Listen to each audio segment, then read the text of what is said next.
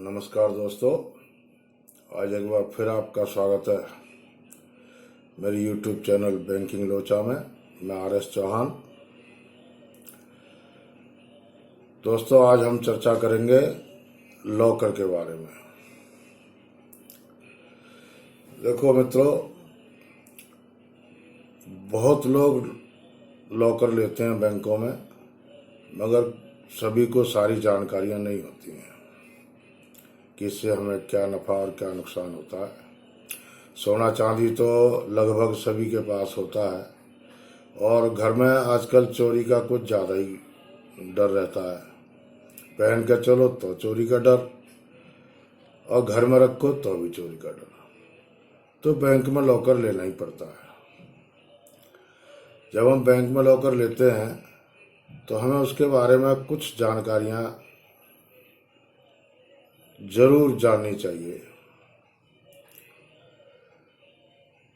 तो मित्रों, मैं आपको आज उसी के बारे में बताऊंगा। जब हम लॉकर लेते हैं तो बहुत सारे बैंक हैं जो फिक्स डिपॉजिट रखते हैं लॉकर के लिए, कि कल को अगर आप लॉकर का किराया नहीं देते हैं तो बैंक उस फिक्स डिपॉजिट को तोड़ देगा और अपना किराया वसूल कर लेगा। लेकिन रिजर्व बैंक ने 1 अगस्त से बैंकों के नियमों में काफी संशोधन किए हैं। जो पिछले वीडियो में मैंने आपको बताया कि ऑटोमेटेड जो क्लियरिंग लगती है वो अब 7 दिन 24 घंटे लगेगी।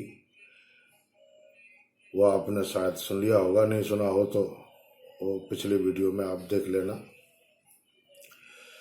तो दोस्तों, इसमें क्या होता है कि अगर आपका लॉकर 7 बरस तक अगर आपने ऑपरेट नहीं किया, बेशक आप हर महीने हर साल उसका किराया देते हैं, लेकिन आप ऑपरेट नहीं करते, तो ऐसे लॉकर के लिए रिजर्व बैंक ने जो अभी दिशा निर्देश जारी किए हैं उसके मुताबिक बैंक आपका लॉकर तोड़ सकता है।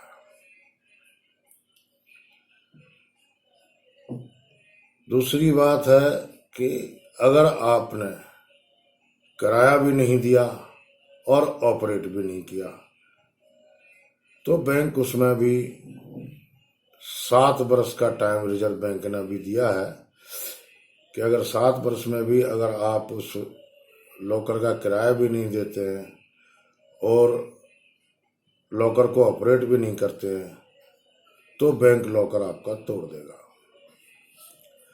उसके लिए प्रोसीजर है कि आपको बैंक नोटिस देगा।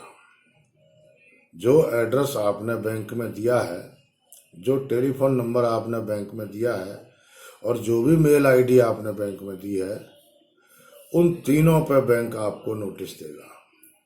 टेलीफोनिकली, ईमेल के द्वारा और पत्र के द्वारा।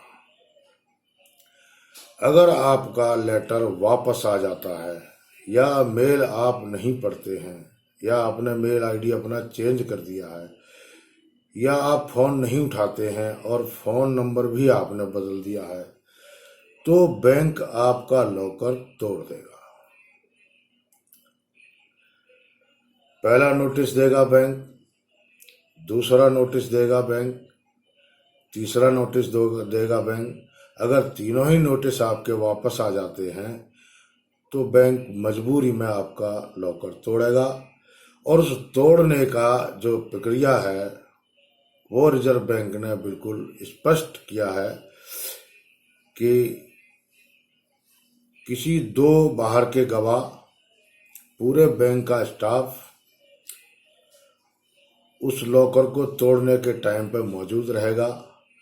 उसकी वीडियोग्राफी बनेगी और उस वीडियोग्राफी को सुरक्षित रखा जाएगा, और बैंक अगले 7 साल तक आपका इंतजार करेगा क्लेम के लिए। अगर आप उन 7 वर्षों में भी बैंक में अपना सामान क्लेम करने के लिए नहीं जाते हैं तो कानूनी तौर पर वो माल बैंक का हो जाएगा और बैंक उसको नीलाम कर देगा और नीलाम करके जो उसका किराया है और जो तोड़ने का खर्चा हुआ था वो बैंक अपना ले लेगा। बाकी का बचा हुआ जो पैसा है वो आपके अकाउंट में क्रेडिट कर देगा। तो दोस्तों,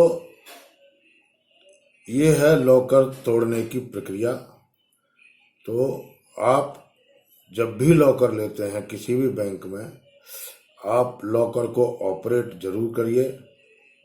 साल में कम से कम 2 बार आपको लॉकर ऑपरेट करना बहुत जरूरी है।